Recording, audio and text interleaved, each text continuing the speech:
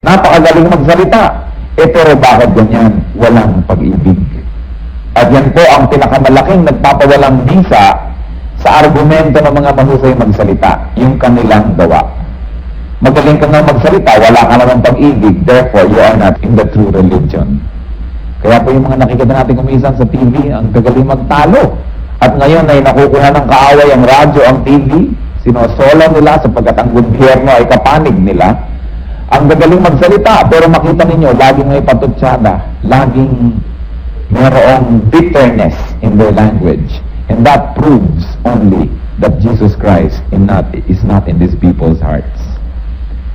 Ano po daw ba ang tunay na mark of a Christian who loves? And one of the marks of true love is by not bearing false witness against one another. Kayo po ba ay nakasaksi na ng mga naglilitis sa mga hukuman? Maybe you have seen actual proceedings in courts, or you must have seen some in the movies. A witness is usually asked to swear that he will tell the truth, the whole truth, and nothing but the truth.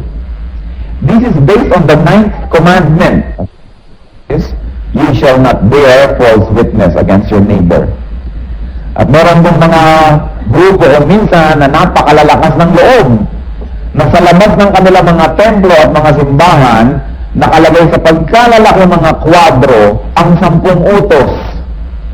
Pero nawawala yung ikalawa.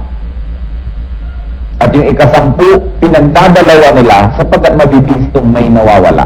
Sumukan ninyo po sa mga mararaming mga bahay dalangina na nagkalat sa buong Pilipinas, ipinaghahalanda nila sa labas ang 10 utos para mag-brainwash na ang tao na yun na nga ang 10 utos at huwag nang hanapin sa Bible. Subalit puntahan nyo yung Bible, may nawawala at yung pangalawang utos, lagi nilang tinatanggal. At yung pang-10, pinagdadalawa, ginagawang thou shall not covet thy neighbor's goods, tapos thou shall not covet thy neighbor's wife. Pinagdadalawa sapagkat binadaya ang tao, binabawasan ng isa. Ang ika-9 na utos, Exodus 20 verse 16, you shall not bear false witness against your neighbor. Sa Israel po, noong unang panahon, kapag ka ang isang tao ay pinagbintangan at siya po'y hahatulan ng kamatayan, ang ginagawa ng mga saksi, ipinapatong ng mga saksi ang kanilang kamay sa ulo ng taong ito at sila'y sumusumpa na ang kanilang sinabi sa kanilang patotoo, sa kanilang testimony ay totoong-totoo. And then the blood of this person is in their hands if they are bearing false witness. If it was discovered that the witness was dishonest, the person or the dishonest witness was to receive the same punishment as the one against whom he testified. Ganyan dapat talaga ang mga hukuman. Pag napatunayan ang isang saksi ay nagsisinungaling, yung parusa dun sa kanyang isinakdal, parusa rin niya. Bakit kaya? Bakit gano'n ang batas ng Diyos? Because God wants innocent people to be protected from lies. Lies are so easy to manufacture out of anger, out of bias. Bisan galit tayo sa tao. Willing tayo umimbento ng mga kasinungalingan laban sa kanya.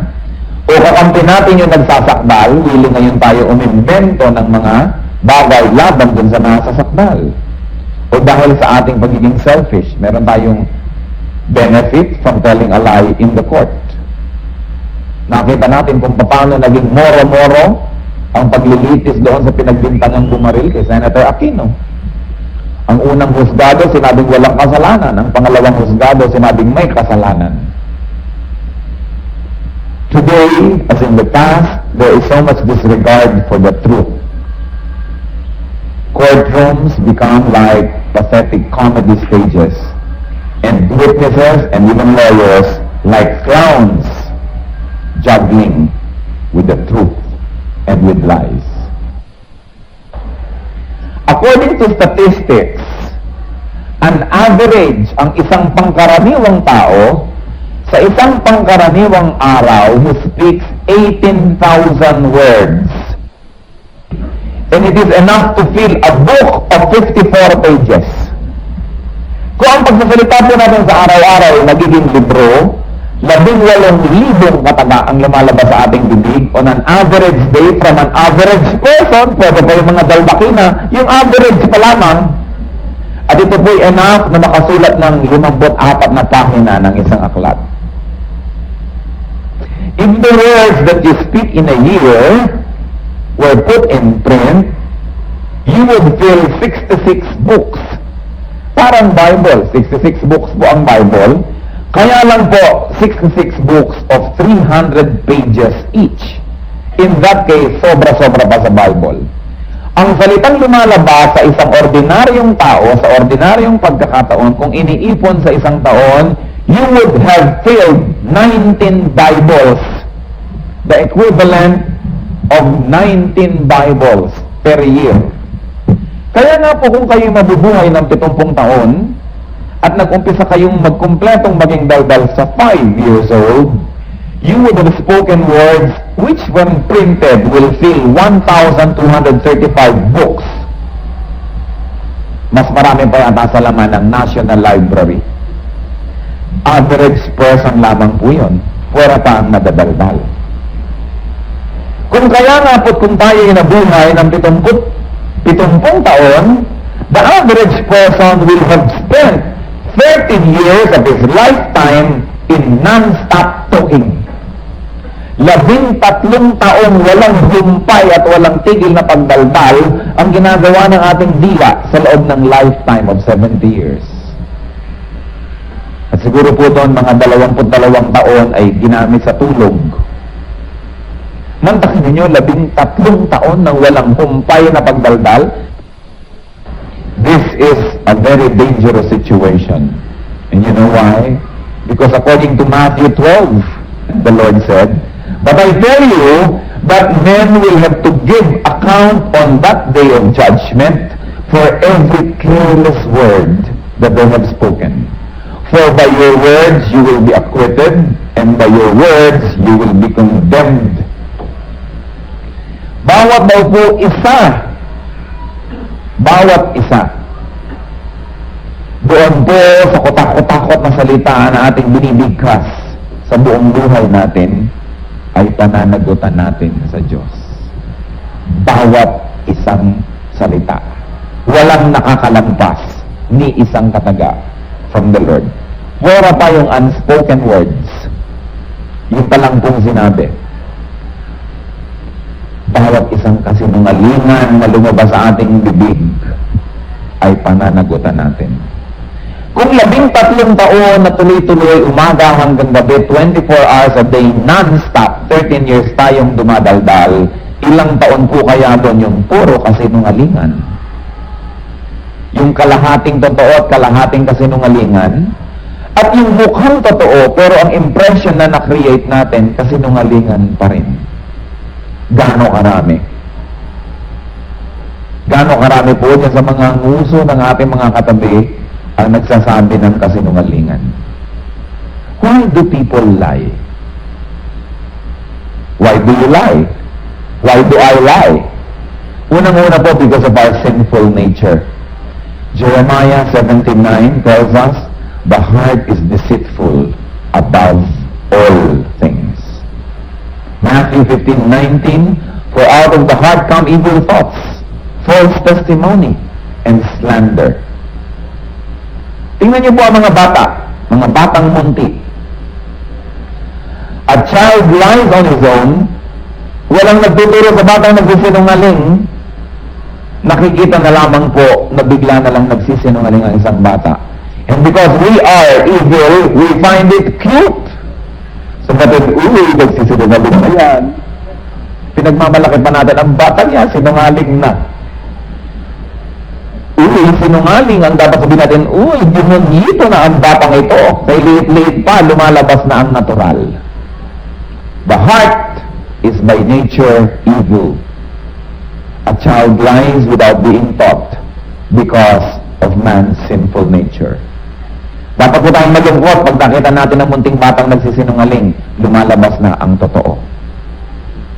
That we are children of sin. Kaya sabi sa James 4:8, purify your hearts. Because the heart is desperately corrupt. It is deceitful above all things. Another reason why we lie, sinful upbringing. Pinalaki tayo sa makasalanang paraan. Napapanood, nasasaksihan ng mga bata, ang mga magulang nagsisinungaling. Mga kapatid, ate, kuya, mga tiya, nagsisinungaling. Kitang-kita ng dalawang mata nila. Dinig na dinig ng mga tenga nila ang pagsisinungaling. Sasabihin pa ng ina, huwag mo sasabihin sa tatay mo, namasyal tayo kanina, ha? Pag itinanong sa'yo, nandito lang tayo, naggaganchilyo ako. Matatandaan mo? Naggaganchilyo po. Ang totoo pala'y nagmadyong. Nandito na ang kolektor ng tubig. Sabi mo, wala ako, dali. Wala po ang mami ko. Maliit pa, nakikita ang kasinungalingan. Hindi lang po nila nasasaksihan ng kasinungalingan kung paano kupitan ng kanilang mga ate ang kanilang nanay. Mamabalengke ang ate, kasama ang bata. O masasabihin, nagmerenda tayong palabok, ha? Sabi mo, itong kamatis na to 1 kilo. Yung pala, 8 buhit lang. Kinupitan ng ina. Sinful upbringing. At hindi lamang yon, tinuturuan pa mismo ang batang magsinungaling. Tinuturuan mismo. Pag itinanong nila kung, anak, hindi ako pupunta sa lola. Pag itinanong mo kung nasaan ako, sabihin mo, may sakit ako, ha? May lagnat ka mo. Yung pala, nanonood ng TV. Nasaan ang tatay mo? May lagnat po. Pero alam niya, nagsisinungaling siya. Tuwan-tuwa naman ang nanay, mamaya meron ka sa akin malato. Children don't only witness sin and lies, children are also taught to tell lies. And not only that, children are not punished when they tell lies. Meron daw po isang maliit na bata, umuwi, humahangos minsan galing sa eskwela. Sabi niya, hinabol siya ng leon pauwi. Saan naman nakakita ng leon dito? Maski sa Manila, so sa payat ng leon, hindi ka kayang habulin. Nagkandagalagalaitin na yung nanay sa pagpapaamin. Talaga, leon! Leon talaga! Sabi ng nanay, pumasok ka sa kwarto mo, nagkakasala ka sa Diyos, nagsisinungaling ka, huwag kang lalabas doon hanggang hindi ka nagtatapat sa Diyos na nagsisinungaling ka hanggang hindi ka humihingi ng tawad. Pumasok ang bata. After a while, lumabas. O ano, nag-confess ka na ba sa Lord? Oo nga pala, nakalimutan ko yung humahabol pala sa akin. Dilaw na aso. Hindi pala dilaw na layon, sabi ng bata. Nagsinungaling pa rin, may dilaw ng aso. Yung dilaw na dilaw, nagpalusot pa rin. You see, children are very, very sinful. Kaya maliit pa lang, dapat turuan na yan to accept Jesus Christ. Kasi tayo, baluktot. Ang mga batang pilyo, natutuwa tayo. Ang batang maraming mga ginagawang kamaldituhan, tinotolerate natin. Children must be punished for telling lies. Hindi dapat palakihin ang bata na ang kasinungalingan niya ay kinukonsinti. Punish your children when they tell lies. Proverbs 22:6, train up a child in the way that he should go, and when he is old, he will not depart from it. Sa bawat isang sinungaling na bata, siguro 99.9% may sinungaling na magulang o may konsentidor na magulang. Sasabihin natin, ako ang mga bata talaga ngayon, iba na ang sibol. Hindi po totoo yan. Ang mga magulang ngayon, iba ang sibol. Iba ang sibol ng kabataan, palibas, at iba ang sibol ng magulang. Sobrang mga konsentidor ngayon ang mga magulang. Ayaw na ayaw ng mahirapan ng mga anak. Hindi na tuloy natututo ng mga tama. Ayaw mamalo ng anak. Tuloy, siya lang ang natutuwa sa anak niya. Ang lahat, ang buong barangay, pag nakita yung batang yon, kulang-kulang na lang masok ka. Gusto niyo ba ng anak niyo nakakainisan? Pag kayo hindi marunong dumisiplina ng inyong anak, ang inyong anak nakakainisan, maski saan magpunta, walang natutuwa. Gusto niyo ba yun? Sasabihin po kumisan, talaga yung bata niya, matigas ang ulo eh. Naku, huwag mong sawayin, hindi yan makikinig sa'yo. Sasabihin pa ng ina, nadidinig ng bata. Siyempre, kung anong nadidinig ng bata, yun ang gagawin. Ang power of suggestion sa children ay napakalakas. Kaya sabihin niya, sasawayin niya, lalo kanyang bimbusan ng spaghetti. Bimbusan ka na ng bata. Sasabihin pa ng magulang, kita mo na, sabi ko kasi sa'yo eh. Mga delinkwenteng magulang, produce mga delinkwenteng anak.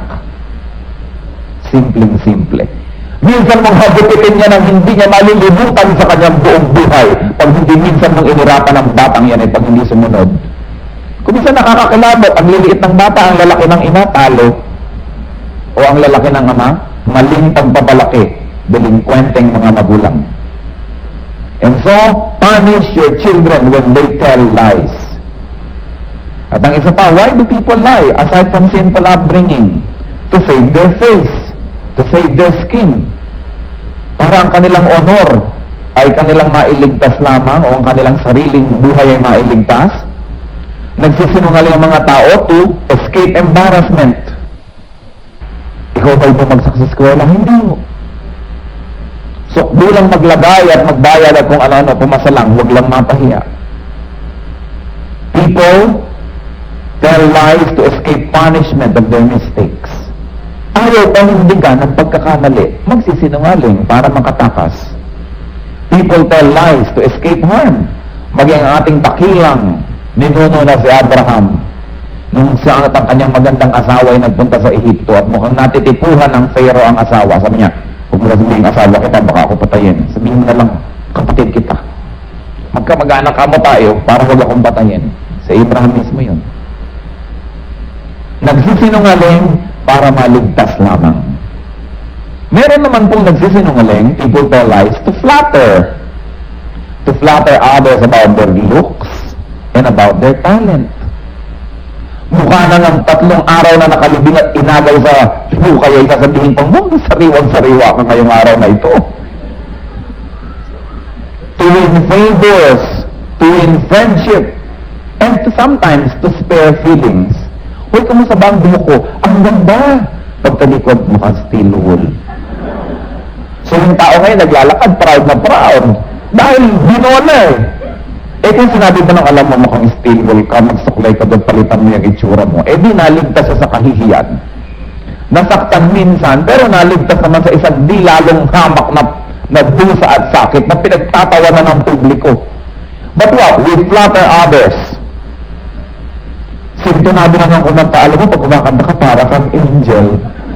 Pagtalikod sa niya, fallen angel. Ayaw natin sabihin.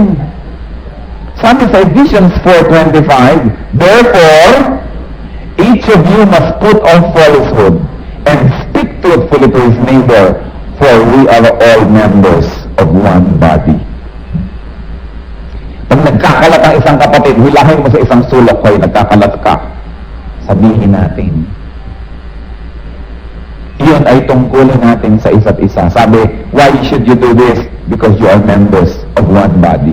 Ang kahihiyan nun, kahihiyan mo na rin. Don't flatter people.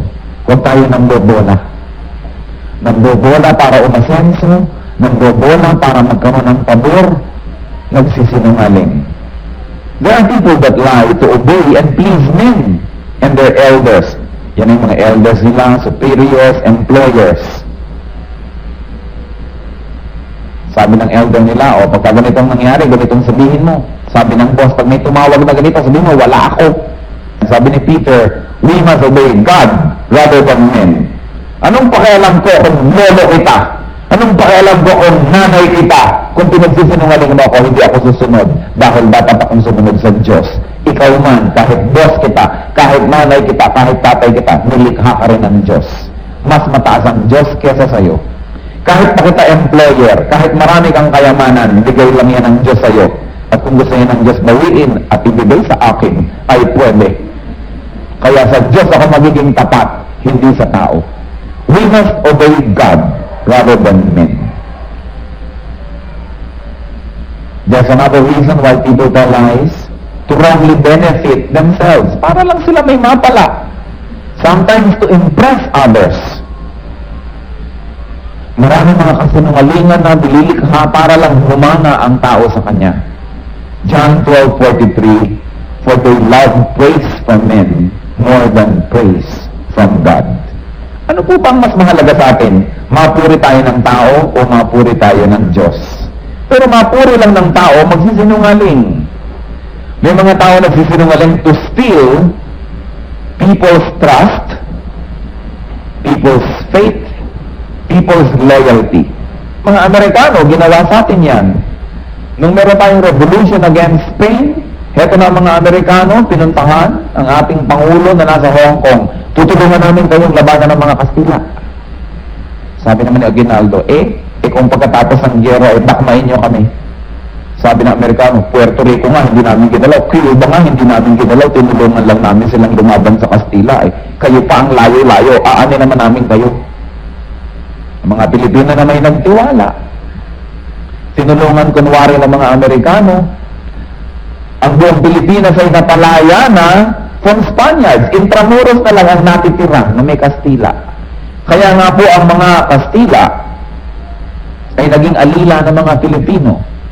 I was just told recently na ang mga lola ko po ay nagkaroon ng mga katulong na Kastila nung immediately after the revolution.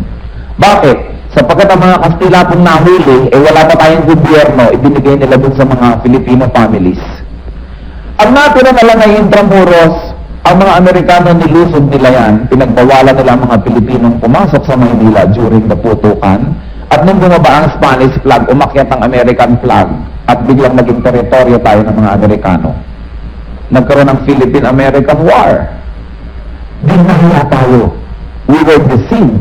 They stole our loyalty. They stole our trust. Nagkaroon ng Filipino-American War.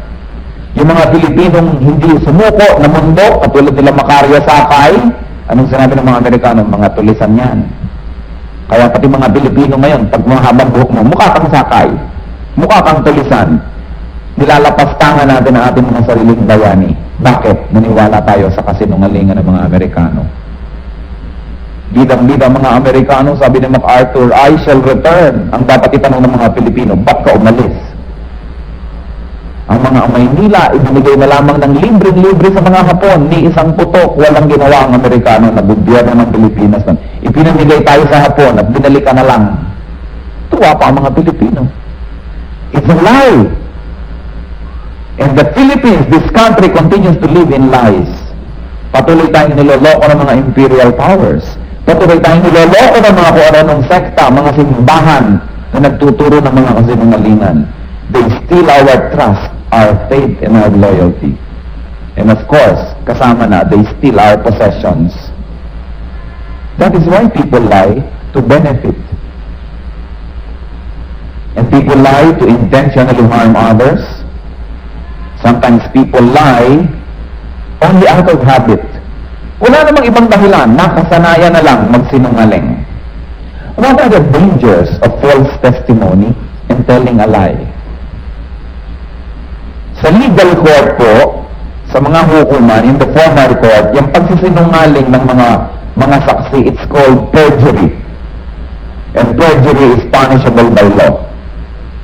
The 9th commandment protects the life, the well-being, the property, and the reputation of every upright and decent person. Kaya sinasabi, you shall not bear false witness. Yan po ay sa legal at sa formal court. Dahil sa mga talagang mga formal na hukuman, we commit perjury against our fellow men. Ngayon, ang mas madalas po na perjury na makommit natin, hindi sa legal and formal court, kundi sa informal courts. Ano po ang mga informal courts?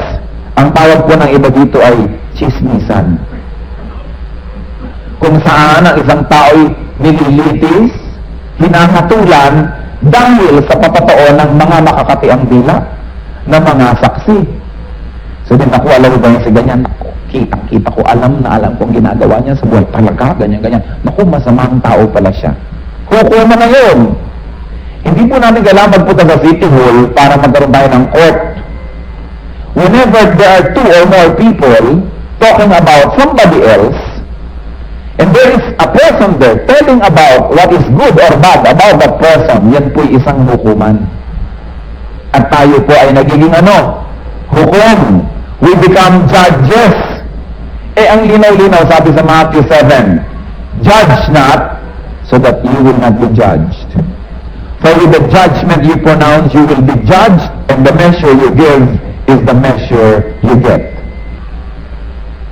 May nagsumbong, may sinabi tungkol sa tao, gumawa tayo ng isang judgment. Sasabihin natin, ganun pala yung taong yun. Ganun pala siya. We become judges. Sabi sa Bible, woe to you that judge your fellow men, because with the same strict judgment, you will be judged. Napakakonti po ng kasalanan na higit lalo pang masama kaysa dyan sa pagchichismis. Few sins can be as destructive both to the doer and the victim as gossip and slander. It degrades them both. Nakapagpapababa po sa pinag-uusapan at higit lalong nakapagpapababa dun sa nag-uusap. Yan pong mga chismis. Ang naninirang puri ay higit lalo pang masama kaysa isang magnanakaw. Sapagkat ang magnanakaw, ang ninanakaw lang niya ay kwintas, relo, TV, na maaaring palitan. Subalit ang isang dalahira, ang isang taong hitad, na walang ginawa kundi ipaghalandakan ang bitukan ng kapwa, ang kanyang ninanakaw ay karangalan ng kapwa na hindi niya kayang ibalik. Maski pa nga mapatunayan kung lumao na hindi totoo, nasira na rin ang puri ng taong pinag-usapan. A person that is a gossip is worse than thieves because they steal another person's dignity and honor, reputation, and credibility, which is impossible to restore. Kumisan po ang liit ng pagtingin natin sa mga magnanakaw, sa mga snatcher. Ang dapat tingnan natin, manalamin tayo, tingnan natin ang ating mga nguso. Pagkatapos ay puro lason ang lumalabas sa bibig. Napakahirap po at dangerous to tell lies. According to John 8:44, you belong to your father, the devil, and you want to carry out your father's desire. When he lies, he speaks his native language, for he is a liar and the father of lies. Yan po ang danger ng pagsisinungaling, ng paninirang puri na nakabase sa kasinungalingan. Liars carry out Satan's work. Nagiging kasangkapan tayo ng dyablo sa ating mga pagsisinungaling. Why is lie dangerous? Sabi ng Mark 14:56, many testified falsely against Jesus. Alam niyo po ba kung ano ang pumatay sa Panginoon? Do you know what murdered the Lord Jesus Christ? False testimony. Mga patotoo na mga huwad na saksi, mga kasinungalingang inimbento nila, yan ang naging ebidensya laban sa Panginoon. And He died on the cross, murdered by false testimony. Lies or murder was committed against the truth, who is the Lord Himself. Satan being at work against God. Falsehood assaulting the truth. Ganyan po kasama ang kasinungalingan. Baka isip-isipin natin, kasinungalingan ang nagpataw ng kamatayan sa Panginoon doon sa krus. Ang lahat ng nagsisinungaling ay sumasama doon sa nagbigay sa Kanya ng hatol. Matthew 12:36-37.